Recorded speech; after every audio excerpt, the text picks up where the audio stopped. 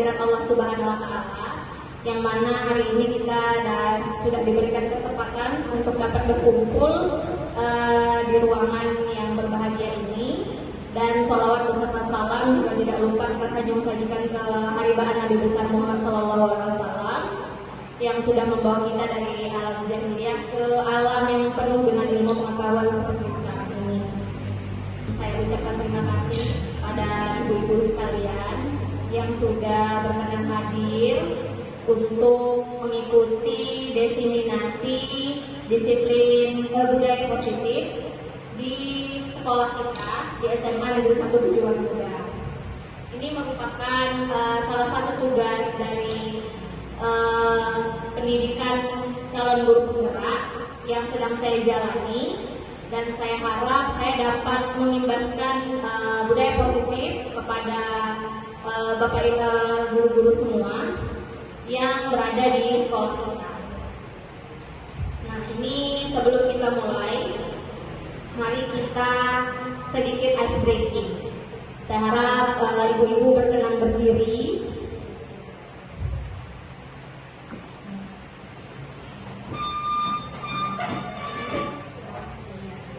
Mari kita melakukan senyum selama 30 detik.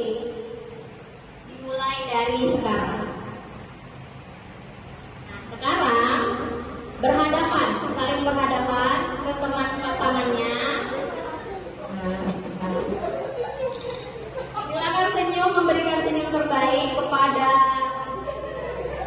teman sebelahnya. Ya, mungkin senyum ini dapat melepaskan lelah ibu-ibu semua yang tadi baru selesai mengajar. Oke, terima kasih, sudah cukup. Ya, mungkin tadi pertama awalnya waktu saya suruh senyum sendiri aneh ya kan.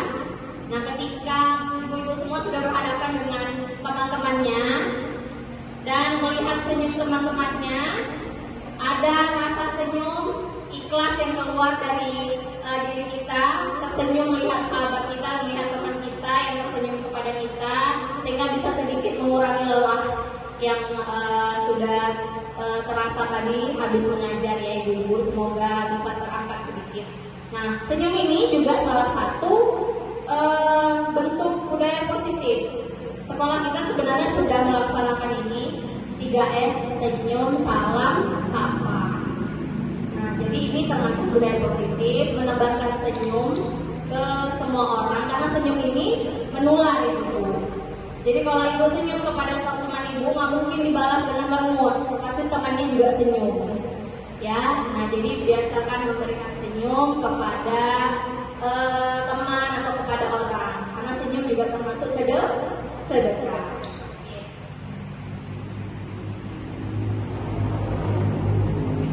Baik, sebelum mulai saya mau membuat kesepakatan dulu di forum diseminasi kita ini. Ada dua kesepakatan yang sudah saya buat, yaitu menghargai siapapun, kemudian menjadi pendengar yang baik. Kira-kira ada yang mau ditambah ibu? Mungkin HP-nya di silent ya, jadi suara HP harap disenyapkan. Kemudian bebas mengemukakan pendapat, mungkin ya Bapak Ibu ya. Jadi itu kesepakatan forum kita hari ini. Baik, di sini saya ingin mengajukan pertanyaan. Pernahkah ibu-ibu semua mendengar tentang budaya positif? Pernah ya? Kira-kira mendengar budaya positif, apa yang terbesit di benak ibu-ibu? Semua hal yang positif, apa yang baik-baik ya. Kemudian ada lagi kebiasaan yang positif. Iya, benar sekali. Jadi di sini udah ada dua kata, ada budaya dan positif. Budaya itu bisa kita artikan sebagai kebiasaan, kemudian positif itu bisa kita artikan sebagai hal-hal baik. Jadi budaya positif ini berarti kita membiasakan hal-hal yang baik. Ya. Nah, jadi menjadi seorang guru itu, ibu-ibu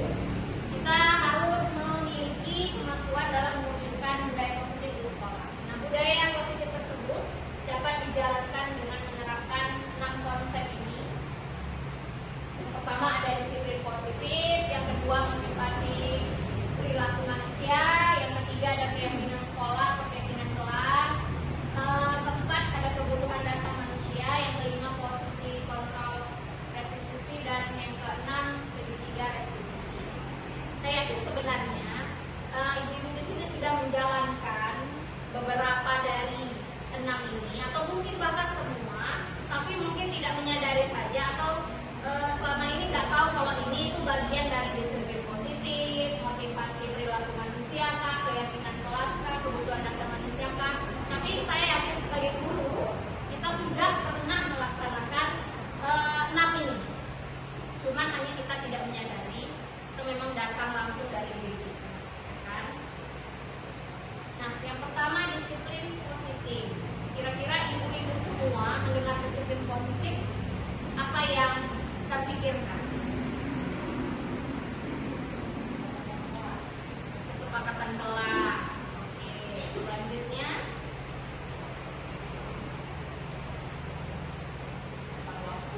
tepat waktu, nilai-nilai kebajikan universal, ya. Banyak lagi hal-hal yang sebenarnya merupakan bentuk disiplin positif.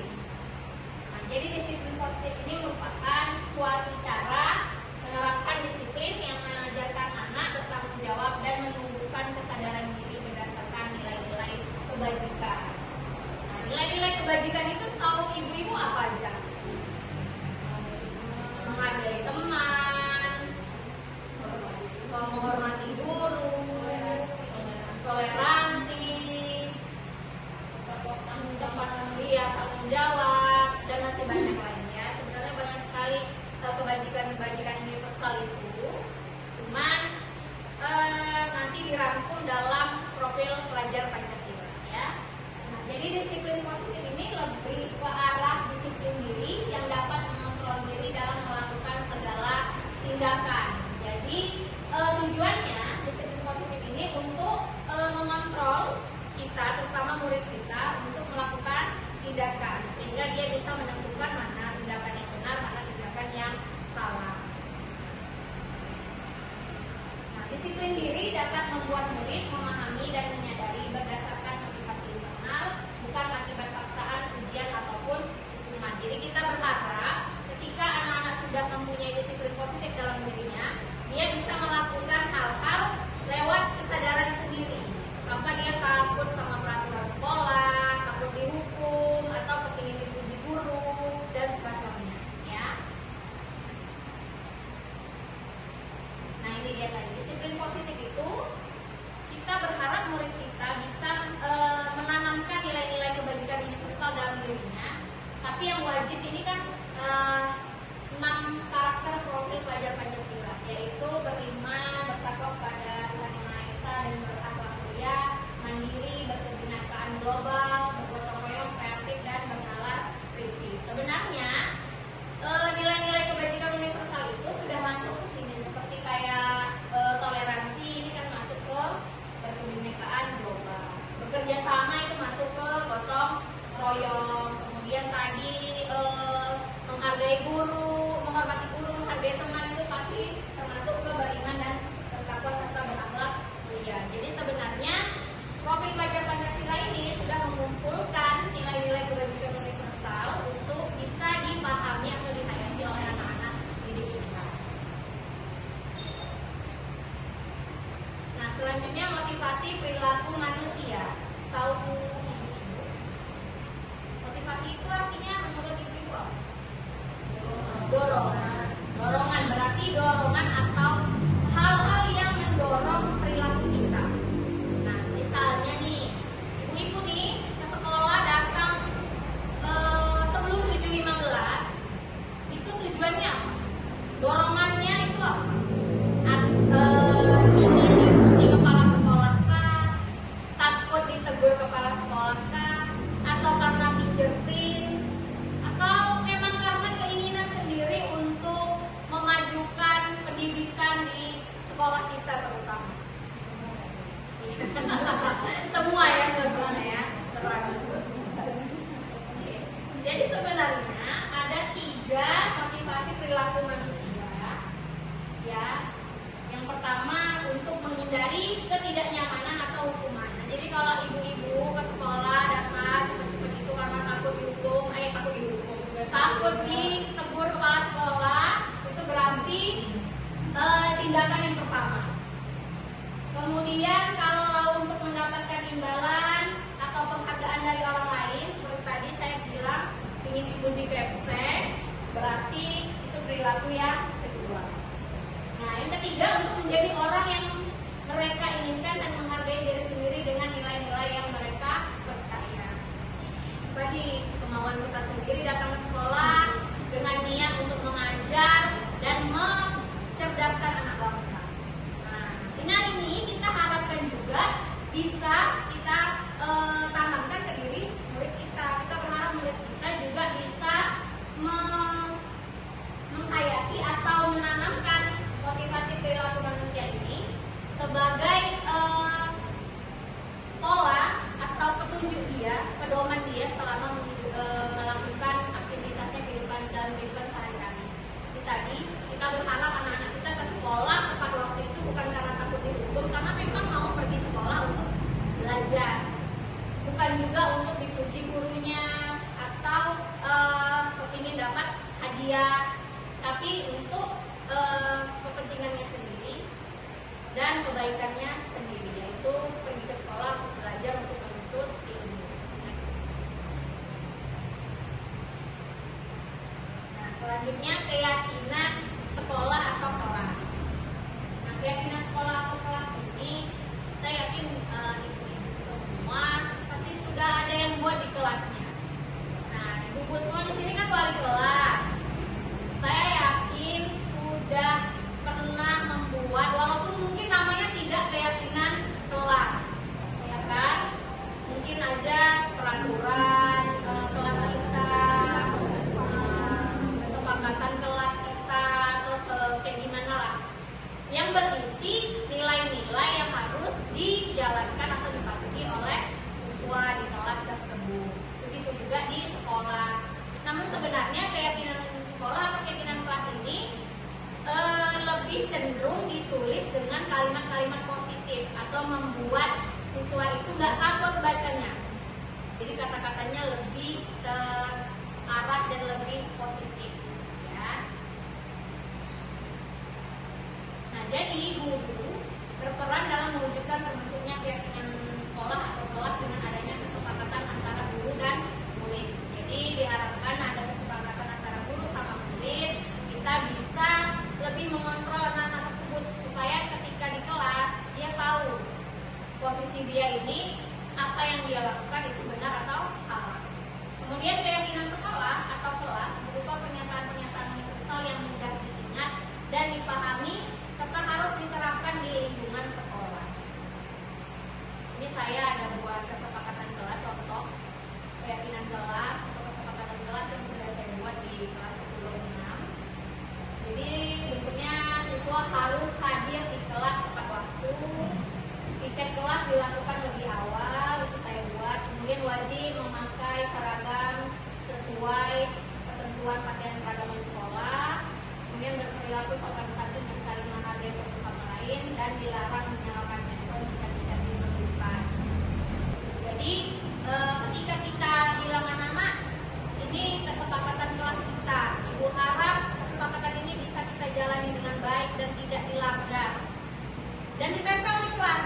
Otomatis mereka akan, kalau misalnya lewat kebaca, pasti ada kayak terdentak di hatinya, pasti kayak, oh, saya nggak boleh gini, saya nggak boleh gini. Kalau misalnya kita mulai dari seperti itu, insya Allah kedepannya tanpa melihat tulisan ini pun mereka sudah menyadari apa yang harus mereka lakukan dan apa yang tidak harus mereka lakukan.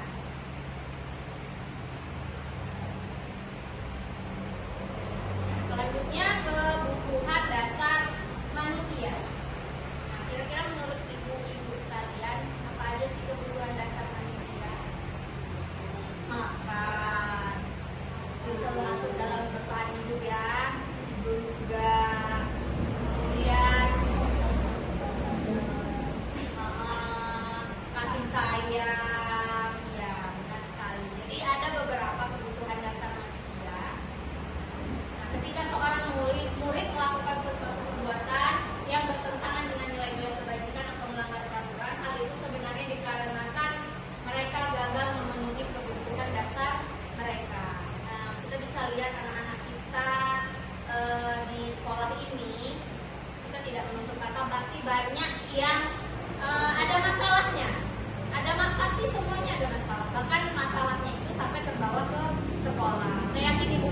sebagai guru BK juga sering menjumpai masalah-masalah di anak kita, baik itu masalah dari dirinya, dari teman kelasnya, ataupun dari keluarganya. Nah, ini termasuk mereka itu gagal memenuhi kebutuhan dasar mereka. Nah, apa saja kebutuhan dasar itu? Ini dia, bertahan hidup, kasih sayang dan rasa diterima, penguasaan, kebebasan, dan kesenangan. Nah, jadi banyak di antara anak-anak kita itu mungkin kurang kasih sayang. Mungkin ada juga yang misalnya dibully di kelas, itu berarti rasa diterimanya kurang. Tapi sebenarnya itu bisa kita isi di sekolah ini lewat pendidikan dengan hal-hal berikut. Misalnya bertahan hidup. Nah, memastikan siswa memiliki akses makanan, perlindungan dan lingkungan yang aman adalah dasar untuk mendukung pembelajaran yang efektif. Jadi ya salah satunya untuk memastikan siswa memiliki akses makanan, kita pasti di sekolah menyediakan kantin. Jadi siswa nggak merasa kelaparan atau tidak merasa kekurangan makanan. Ya, kemudian kasih sayang dan rasa diterima. Nah, di lingkungan sekolah membangun hubungan positif antara siswa serta antara siswa dan guru lewat menciptakan rasa kebersamaan dan memberi dukungan. Ya, jadi saya rasa kita nggak perlu diajari lagi. Jadi kita ini sama anak sudah pasti harus membangun hubungan yang positif, saling mendukung, saling menyayangi, saling menghargai. Cuman mungkin kadang ada anak yang harus dapat perhatian lebih, harus dapat pembelajaran yang lebih. Jadi di situ tugas kita untuk bisa memilah-milah bagaimana sikap dan tindakan. Nah, untuk penguasaan kita memberikan kesempatan untuk siswa itu untuk merasa kompeten, mengakui prestasi mereka dan memberi mereka kesempatan untuk memimpin dan mengambil keputusan. Nah, makanya kita ada sikap mandiri pada siswa itu. Nah, ini termasuk dalam penguasaan. Jadi dia kita berikan kesempatan untuk menunjukkan kompetensinya atau kemampuannya. Kemudian kita beri apresiasi dan kita berikan kesempatan untuk memimpin atau mengambil keputusan, seperti misalnya kita buat kerja kelompok, kita berikan kesempatan kepada setiap anak untuk menjadi ketua kelompok misalnya atau penanggung jawab kelompok. Jadi dia punya rasa di mana oh, saya bertanggung jawab atas kelompok saya harus berkelompok saya menjadi kelompok yang baik. Nah, itu harapan kita kan. Jadi saya harap kita juga kedepannya bisa memberikan kesempatan-kesempatan seperti itu kepada murid-murid ya. Kemudian kebebasan adalah memberikan siswa kesempatan untuk membuat pilihan tentang apa yang mereka pelajari, bagaimana mereka belajar dan menunjukkan pemahaman mereka. Ini saya rasa sudah kita jalankan juga di sekolah kita lewat kurikulum merdeka. Kelas 10 naik ke kelas 11 mereka diberikan kesempatan untuk memilih sendiri mata pelajaran apa saja yang mereka ingin pelajari. Ya. Kemudian kesenangan yang terakhir, mengintegrasikan elemen-elemen kesenangan dalam proses pembelajaran seperti permainan atau aktivitas kreatif yang membuat pembelajaran menjadi lebih menarik. Ini saya rasa juga ibu-ibu pasti sering menggunakan model-model pembelajaran, menggunakan alat peraga, atau mengajak anak-anak membuat hal-hal yang berkenaan dengan materi yang sedang kita pelajari. Saya kayak kami matematika, membuat kerangka bangun ruang, misalnya mereka mau buat dari kertas boleh, dari pipet boleh, dari kawat boleh, tergantung kreativitas mereka masing-masing. Jadi kita berikan kesempatan ke mereka untuk berkreativitas atau berinovasi sehingga mereka bisa menunjukkan kemampuan mereka yang semaksimal mungkin.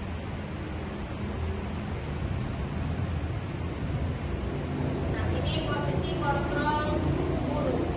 Jadi di posisi kontrol ini ada 5 posisi kontrol yang guru lakukan atau guru biasa lakukan, baik itu secara sadar maupun tidak sadar.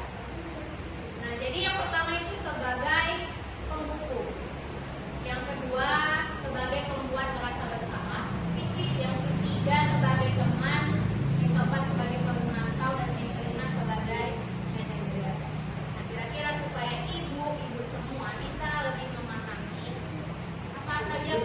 kontrol yang selama ini pernah saya jalankan, saya akan memutarkan satu buah video.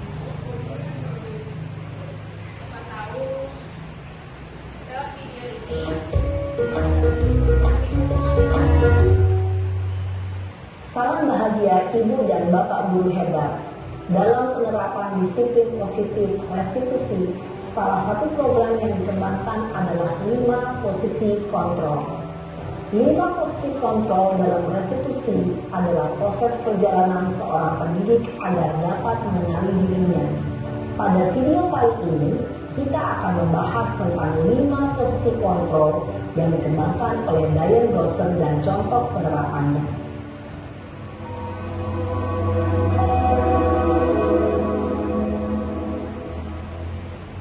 5 posisi kontrol itu adalah 1. Posisi penghukum, 2. Posisi pembuat merasa bersalah, 3. Posisi teman, 4. Posisi pemantau atau monitor, dan 5. Posisi manajer. Untuk lebih memahami kelima posisi tersebut, mari kita saksikan kasus Naren yang terlambat hadir 20 menit di sekolah dan melihat bagaimana kelima posisi kontrol dalam menghadapi masalah tersebut.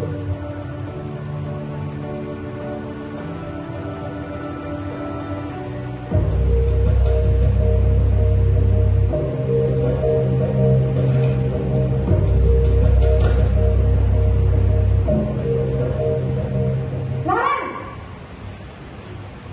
Sini kamu! Selamat pagi, Bu. Selalu terlambat. Kamu deh, pasti terlambat. Maaf, Bu. Saya... Apa? Apa coba? Alasan kamu apa lagi? Kapan sih kamu tidak terlambat? Malas sekali ya kamu jadi anak. Saya... Dasar pemalas. Gak kapok-kapok sih kamu. Sudah berapa kali terlambat? Sana, kamu keliling lapangan basket 2 kali. Kenapa saya harus ke lapangan basket, Bu? Kenapa? Kamu ngelawan ibu. Berani-beraninya jawab. Sudah terlambat, masih berani jawab pula. Sekarang, keliling lapangan basket 5 kali sekalian. Biar kapok. Cepat. Pergi sana ke lapangan basket. Posisi penghukum biasanya berbicara dengan nada tinggi, menghardik, menunjuk-nunjuk, menyakiti, dan menyindir. Hukuman bisa berupa fisik maupun psikis. Ibu dan Bapak Guru hebat, dampak yang terjadi pada murid ketika guru berada pada posisi penghukum adalah murid cenderung akan memberontak, bahkan menyimpan dendam. Oke, dari posisi yang pertama, kira-kira ibu-ibu sekalian pernah melakukan hal tersebut?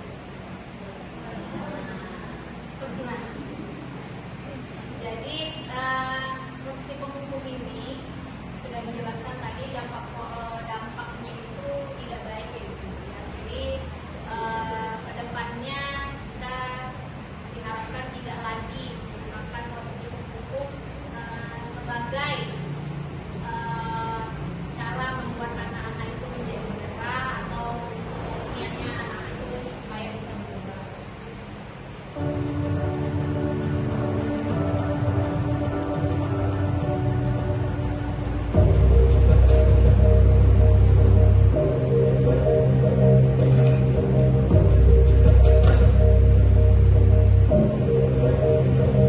Naren!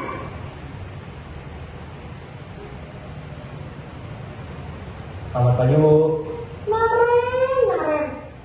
Kamu kenapa terlambat lagi, nak? Ya Tuhan, Naren. Kamu senang ya bikin ibu susah ya? Kalau kamu terlambat lagi, nanti ibu yang ditegur bapak kepala sekolah, nak. Disangka ibu tidak bisa membina kamu. Duh, gimana ini? Maaf, Bu. Duh, Gusti Naren. Kamu suka ya kalau ibu ditegur bapak kepala sekolah? Terus, sekarang ibu harus tulis apa yang di buku absen?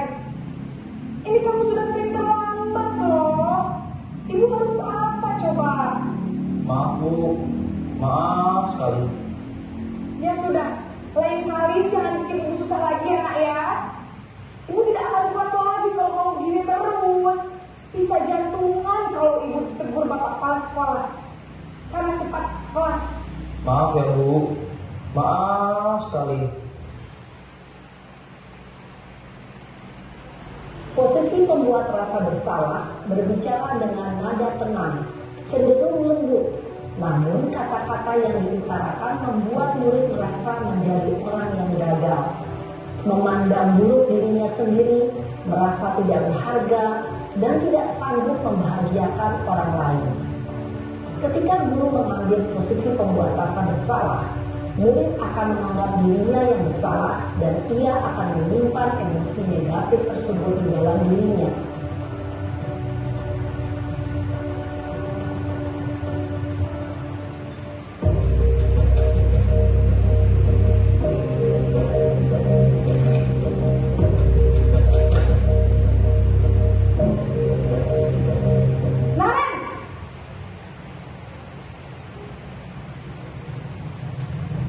Selamat pagi, Bu. Wah, sudah jam berapa ini, Nak? Terlambat lagi ya, sayang? Iya, Bu. Habis ibu saya lupa bangunkan saya, Bu. Kamu malah menyalahkan ibu kamu. Kamu bukannya anak yang larinya paling kencang. Kok terlambat sih? Iya, Bu. Saya memang terlambat bangun tadi. Jadi, biarpun saya lari kencang, tetap beres kejar, Bu. Ya sudah sekarang, nanti lain kali larinya lebih kencang lagi ya. Biar gak terlambat lagi. Bikin senang ibu, demi ibu. Bisa kan? Bisa lah, Bu. Ya sudah, sama masuk kelas. Ibu beresin urusan absen kamu. Kamu ini ada-ada saja. Dalam posisi teman, guru berbicara dengan nada suara ramah, akrab, cenderung bersenda gurau untuk menjaga suasana tetap santai. Murid akan merasa senang, aman, dan akrab dengan guru. Identitas yang tercipta adalah identitas sukses atau berhasil. Namun, perlu diingat, karena ini masih dorongan eksternal, maka ada faktor ketergantungan dari murid kepada orang tertentu. Di sini guru aksennya, sehingga di lain waktu murid bisa berperilaku baik, namun hanya kepada orang-orang tertentu saja.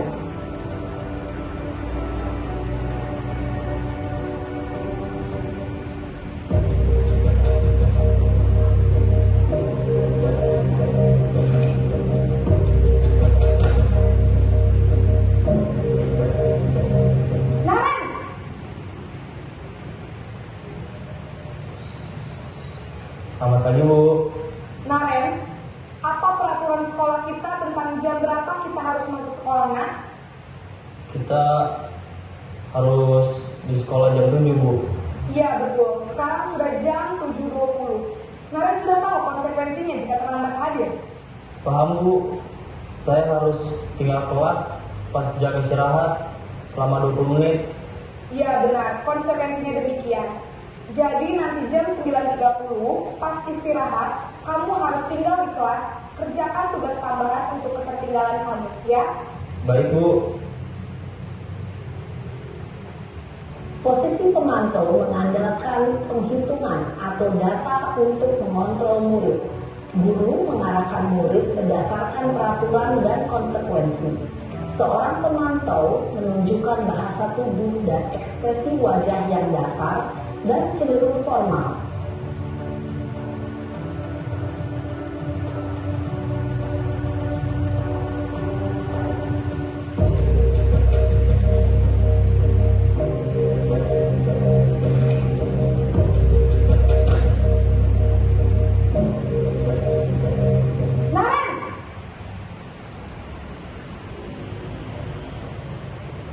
Selamat pagi, Bu.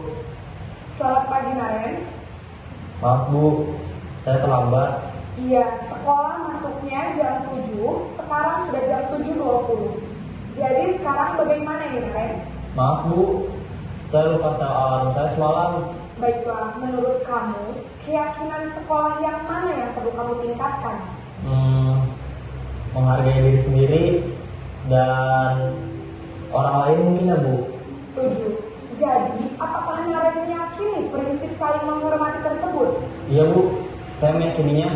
Apakah Naren bersedia memperbaiki masalah keterlambatan ini? Bersedia, Bu. Bagaimana kamu akan memperbaiki masalah keterlambatan ini? coba untuk tidak lupa menyetel alarm saya, Bu. Baik, kalau Naren lupa menyetel alarm di rumah, ada orang yang kira-kira bisa bantu mengingatkan tidak? Ada, Bu. Kakak saya, Kak Emma. Ada lagi selain Kak Emma? Selain Kak Emma, ada ibu saya. Baik, jadi yang mengingatkan Naren adalah Kak Emma dan ibu kamu ya? Kira-kira akan mulai alarm kapan nih Naren? Setelah pulang sekolah, akan segera saya lakukan. Baik, jadi Naren akan setel alarm untuk bangun besok pagi dan akan diingatkan oleh kakak dan ibu dan Naren ya. Ada lagi yang perlu dilakukan Naren agar tidak terlambat bangun lagi. Tidak ada, Bu. Baik Naren, terima kasih untuk kerjasama kamu. Sekarang kamu perlu kembali ke kelas untuk belajar. Baik, Bu. Terima kasih. Posisi manajer adalah posisi kontrol yang disarankan untuk membimbing murid memiliki sikap disiplin yang positif, yaitu murid yang mandiri, bertanggung jawab, dan dapat memecahkan masalah. Tujuan dari posisi ini adalah agar murid dapat berefleksi atas tindakannya.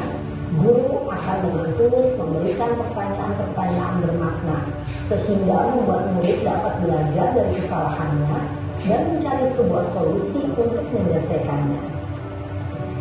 Jadi ibu-ibu sekalian, dari 5 posisi kontrol tersebut, kira-kira mana yang paling sering ibu lakukan?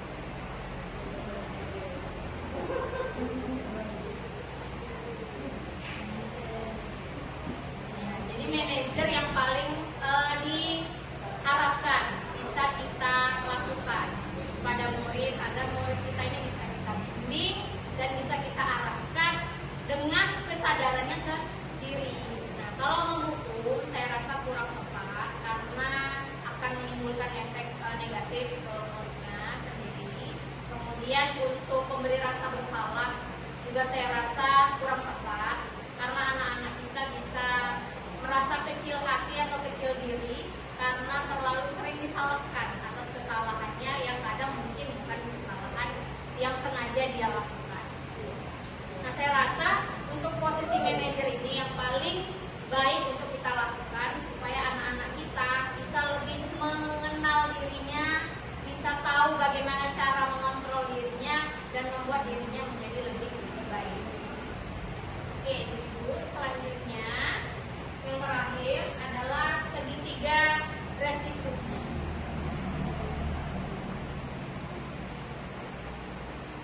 Nah, jadi segitiga restitusi ini adalah cara di mana kita bisa melakukan pendekatan kepada siswa untuk membiasakan hal-hal baik pada siswa. Jadi ada 3 lakukan dalam segitiga restitusi, yaitu menstabilkan identitas, validasi tindakan yang salah, dan menanyakan keyakinan. Dan di sini ketiganya ini kita harapkan dapat membuat siswa kita bisa menyadari hal-hal yang perlu dia lakukan dan tidak perlu dia lakukan, atau memperbaiki hal-hal yang sebelumnya salah menjadi lebih baik. Oke, jadi ini adalah salah satu video yang sudah saya buat tentang segitiga restitusi sekolah. Saya minta